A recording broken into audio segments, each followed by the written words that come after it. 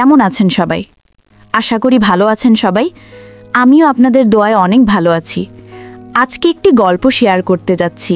গল্পটি শুরু থেকে শেষ পর্যন্ত দেখার অনুরোধ রইল। চলুন তাহলে শুরু করি। আমার নাম সাবরিনা বেগম। সিরাজগঞ্জের শাহজাদপুর উপজেলার নয়াপল্লী গ্রামে আমার শ্বশুর বাড়ি। স্বামী বহু বছর আগে চলে গেছেন। আমি একাই বাড়িতে আছি।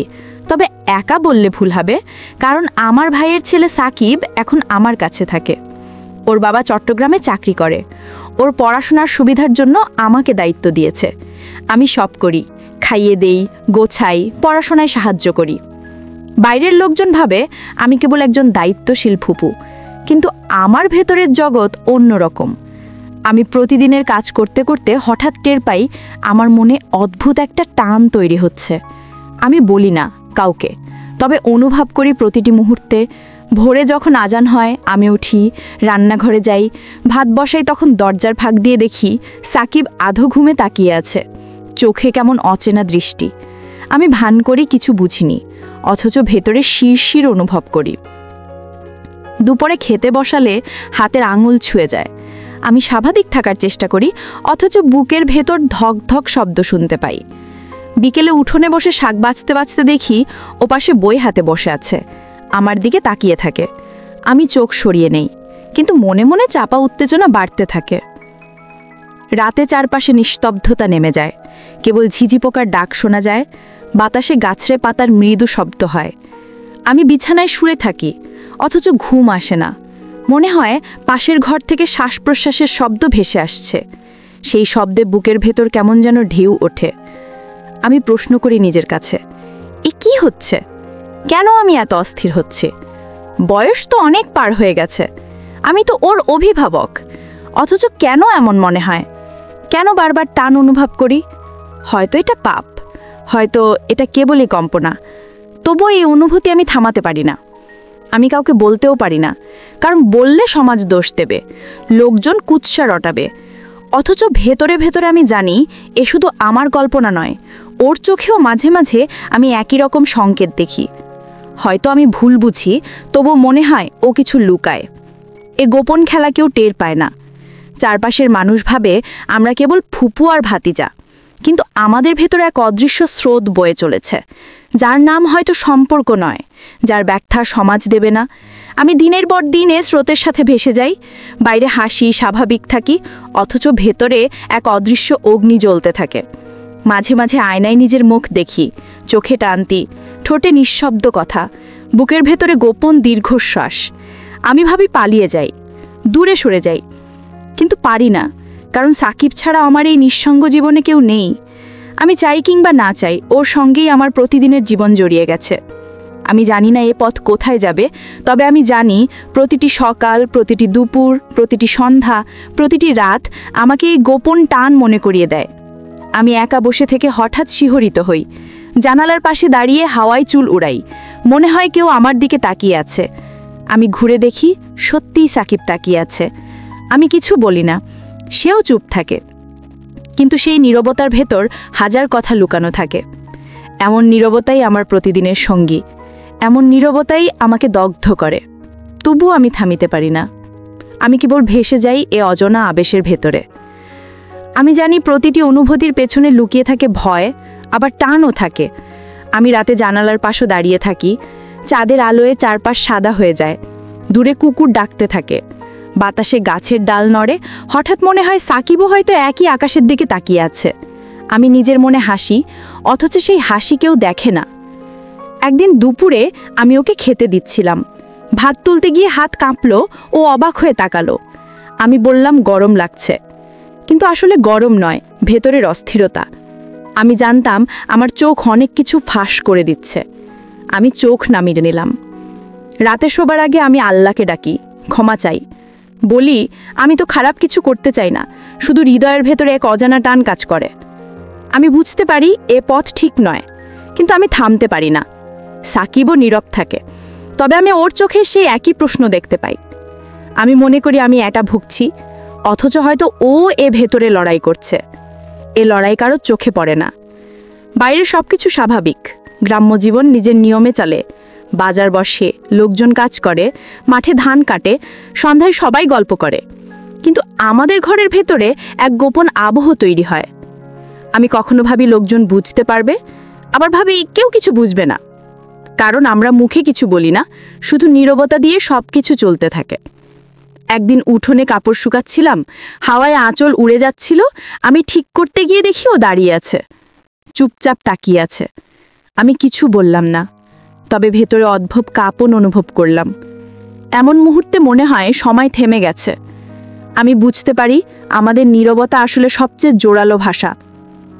আমি রাতে শুয়ে ভাবি, যদি এই অনুভূতি প্রকাশ করি তাহলে কি হবে?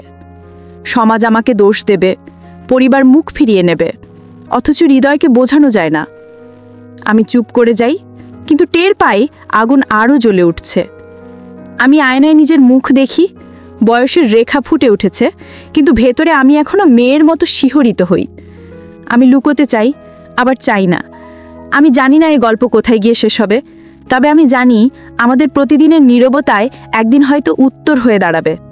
আমি কাউকে কিচ্ছু বলবো না, আমি শুধু আমার ভিতরের কথাই বলছি। আমি জানি এ টান আমার জীবনের অবিচ্ছেদ্য অংশ হয়ে গেছে। আমি যেভাবেই পালাতে চাই না কেন, এ থেকে মুক্তি নেই। হয়তো এটাই নিয়তি। আমি শুধু ভেসে চলেছি। রাতের অন্ধকার, ভোরের আলো, দুপুরের রোদ, বিকেলের হাওয়া, সবকিছু যেন আমাকে বারবার একই দিকে টেনে নিচ্ছে। আমি থামতে চাই, অথচ থামতে পারছি না। আমি জানি আমার প্রতিটি নিঃশ্বাস এখন এক অদৃশ্য রহস্যে ভরা। আমি নীরবে বাঁচি, নীরবে কাঁদি, নীরবে হাসি। নীরবতাই আমার সঙ্গী, নীরবতাই আমার ভাষা। আমি ভেতরে ভেতরে প্রতিদিন আরও বেশি জড়িয়ে যাচ্ছি, অথচ বাইরের নির্লিপ্ত মুখ করে চলি। সকালে যখন উঠি তখন মনে হয় আজ হয়তো সব কিছু ভুলে যাব। আবার দুপুরে কিংবা বিকেলে কোনো না কোনো মুহূর্তে মনে করিয়ে দেয় আমি ভুলতে পারবো না। সাকিব যখন বই নিয়ে বসে থাকে আমি দূর থেকে তাকাই, চোখ ফেরাতে চাই, কিন্তু চোখ ফেরাতে পারি না। বুকের ভেতর অস্থিরতা জমে ওঠে। আমি চুপ করে রান্নাঘরে চলে যাই, হাঁড়ির ঢাকনা তুলে ভাত দেখি, অথচ মন থাকে অন্যত্র। কখনো মনে হয় আমি পাগল হয়ে যাচ্ছি, এমন এক যুদ্ধ লড়ছি যা কাউকে বোঝানো যায় না। আমি জানি এটা বলা যাবে না, সমাজ মানবে না, তবুও ভেতরে ভেতরে এক স্রোত বয়ে চলে। একদিন সন্ধ্যায় আমি উঠোনে বসেছিলাম, আকাশে লাল আভা, পাখির ডাক, চারদিকে গ্রাম্য নিস্তব্ধতা। হঠাৎ মনে হলো কেউ আমাকে পেছন থেকে দেখছে। ঘুরে তাকিয়ে দেখি ও দাঁড়িয়ে, চোখে এক অদ্ভুত নীরবতা। আমি বুঝতে পারলাম কিছু না বলেও অনেক কিছু বলে ফেলেছি। আমি উঠে ঘরে চলে গেলাম, দরজা বন্ধ করে আয়নায় তাকালাম। আমার মুখে স্পষ্ট টান। আমি কাঁপছিলাম, অথচ ভয় আর আকর্ষণ একসাথে কাজ করছিল। আমি জানি আমার এই অনুভূতি লুকাতে হবে, আবার জানি আমি পারবো না। রাতে শুয়ে থাকি আর শুনি বাইরে বাতাস বইছে। মনে হয় সেই বাতাসই যেন বারবার ডাক দিচ্ছে। আমি চাদর টেনে নিই, কিন্তু ভেতরের আগুন ঢাকি না। সকালবেলা নামাজ পড়ে আল্লাহকে বলি আমাকে ক্ষমা করুন, কিন্তু মনের ভেতর আবারও সেই মুখ ভেসে ওঠে। আমি হাসতে চাই, কাঁদতে চাই, আবার নীরব থাকি। এই নীরবতা আমার প্রতিদিনের সঙ্গী হয়ে গেছে। আমি বুঝি না কিভাবে এই খেলা চলছে। আমি জানি এটা খেলা নয়, এটা সত্যি। আমি জানি এর কোনো ভবিষ্যৎ নেই, তবুও আমি থামতে চাই না, কারণ এই টান আমাকে বাঁচিয়ে রাখে।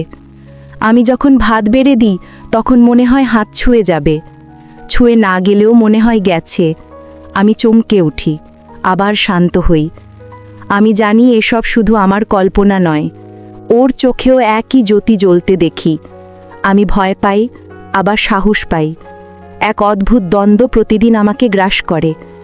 গ্রামে সব কিছু স্বাভাবিকভাবে চলছে, কারো চোখে কিছু ধরা পড়ে না, অথচ আমাদের ভেতরে আগুন জ্বলছে। আমি বুঝতে পারি আগুন ঢেকে রাখা যায় না, শুধু দেরি হয়। আমি ভাবি একদিন হয়তো সব ফাঁস হয়ে যাবে। তখন কি হবে আমি জানি না, কিন্তু তবুও আমি পিছু হটি না। আমি মনে করি এ শুধু আমার নিয়তি নয়, এটা হয়তো আমাদের দুজনেরই নিয়তি। আমি নীরবতার ভেতরে ডুবে যাই। দিনের আলো ফুরিয়ে গেলে রাত আরও ভয়ঙ্কর হয়ে ওঠে। আমি জানি প্রতিটি অন্ধকার আসলে আমাদের গোপন গল্পের সাক্ষী হয়ে থাকে। আমি সেই অন্ধকারকে ভয় পাই না, বরং মনে হয় ওর ভেতরেই আশ্রয় খুঁজে পাই। আমি ঘুমাতে চাই না, আবার ঘুম এড়াতেও চাই না। প্রতিটি স্বপ্নে সেই মুখ ফিরে আসে, প্রতিটি জাগরণে সেই চোখ ভেসে ওঠে। আমি জানি আমি আর বদলাতে পারবো না। এই পথ যত নিষিদ্ধ হোক, আমার মন ইতিমধ্যেই তার হাতে বন্দী হয়ে গেছে। আমি এখন শুধু সময়ের অপেক্ষায় আছি। হয়তো একদিন সব কিছু ফেটে পড়বে, কিংবা হয়তো কখনো প্রকাশই হবে না, শুধু আমাদের নীরবতায় বেঁচে থাকবে।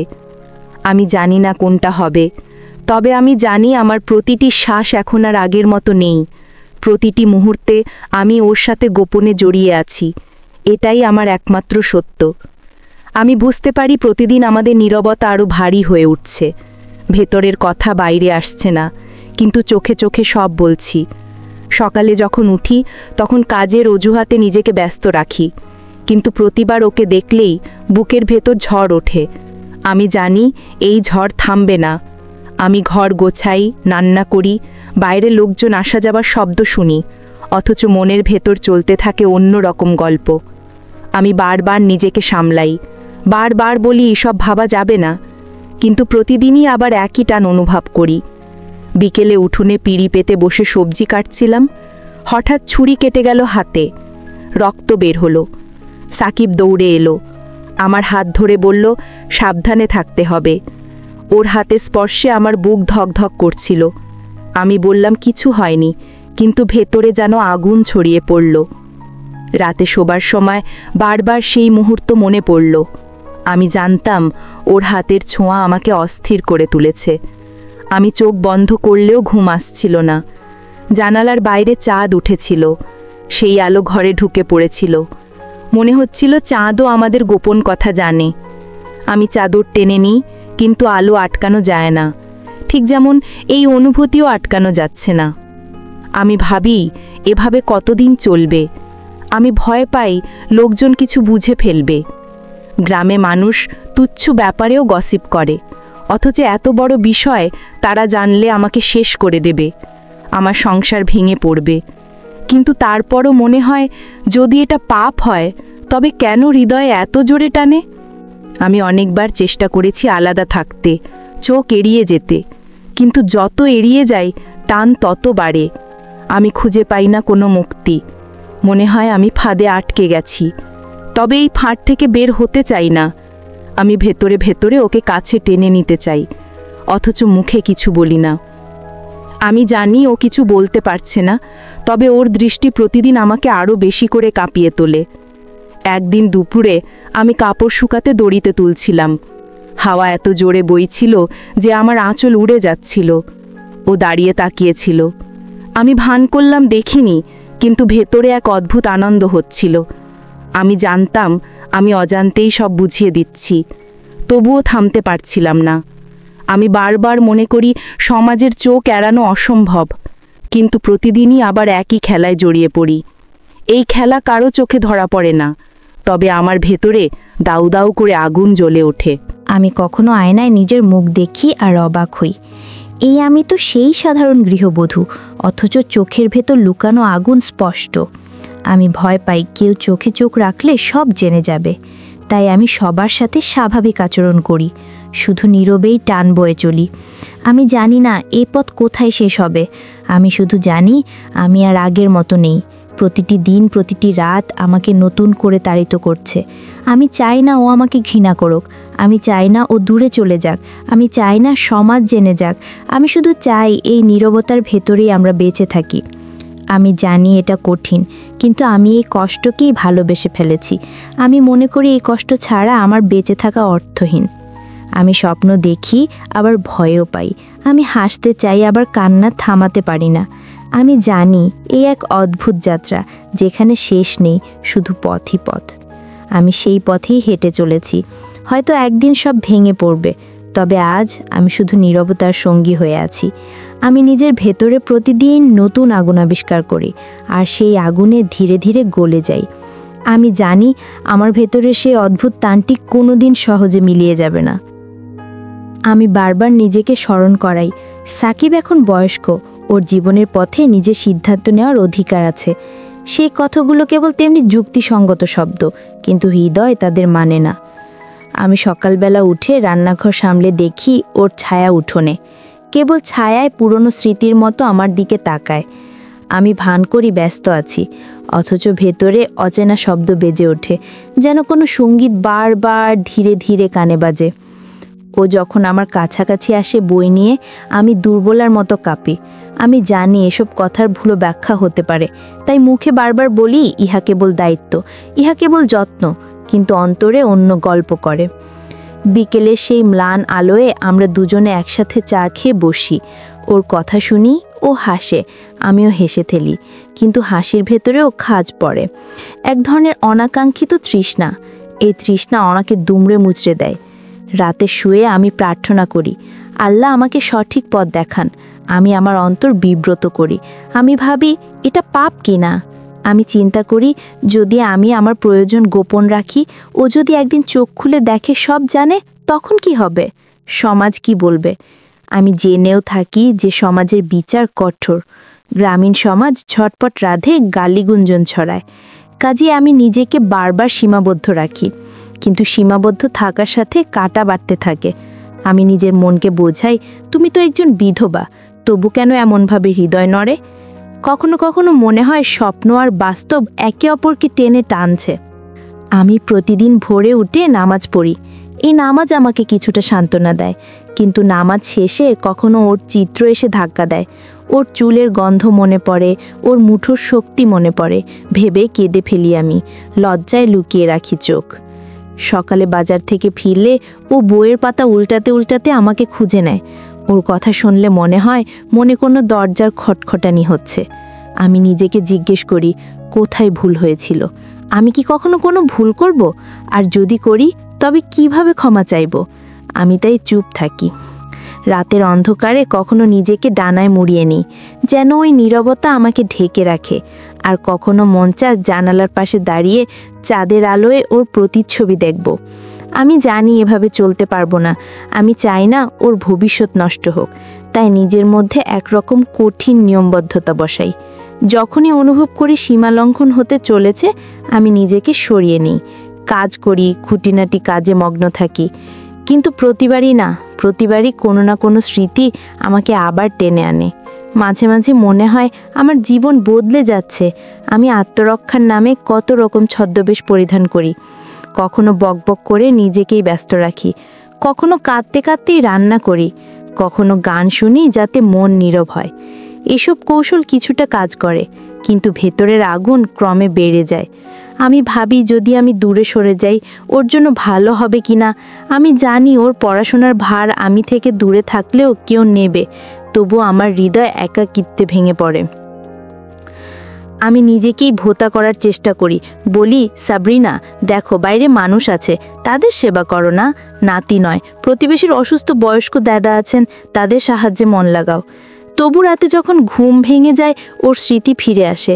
কেবল স্মৃতি নয়, ওর উপস্থিতির অনুভূতি আমার ভেতরে ছড়িয়ে পড়ে। আমি কখনো চাই না কথা বলেন, কারণ কথায় সব যায় বলে মনে হয়, কথায় ভুল ব্যাখ্যা হতে পারে, তাই আমি নীরব থেকে যাই। আর নীরবতাই আমার ভরসা। আবার কখনো মনে হয় যদি ওর সাথে সব খোলাখুলি করে বলি, হয়তো ওর সদিচ্ছা বুঝতে পারবো, হয়তো ওরও ভিতরে কিছু আছে। কিন্তু আমি জানি এই রহস্য উন্মোচন করার দরকার হলে সেটা সবার সম্মুখে আলোড়ন তুলবে। আমি চাই না ওর পরিবার কষ্ট পায়, তাই আমার নীরবতা স্বেচ্ছায় নেওয়া শাস্তি।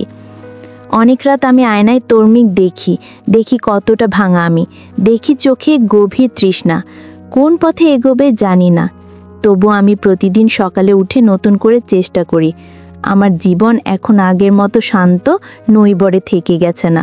প্রতিটি পদক্ষেপে আমি নিজের অতীতকে ভুলে থাকার চেষ্টা করি, আবারও ফিরে পেয়ে নিজেকে ধমকাই। আমি জানি এই লড়াইয়ে কোনো সুরাহা নেই, তবু প্রতিদিন সকালে সূর্য উঠলেই আমি নতুন সাহস নিয়ে কাজ শুরু করি। আর সেই কাজকর্মের মাঝেই মাঝে মাঝে পাই শান্তির টুকরো। তখন মনে হয় সত্যি বাঁচার মতো কিছু আছে। আর কিছুক্ষণের জন্য এই টানটা অচেনা আভাস হয়ে যায়। তারপরই আবার সন্ধ্যার নীরবতায় সব ফিরে আসে। আমি নীরবভাবে বাঁচি, নীরবভাবেই অপেক্ষা করি। কি হবে জানি না, শুধু জানি প্রতিটি নিঃশ্বাস এখন আগের মতো নয়। বন্ধুরা, প্রতিদিন এরকম গল্প পেতে চ্যানেলটি লাইক ও সাবস্ক্রাইব করে আমাদের সাথেই থাকুন।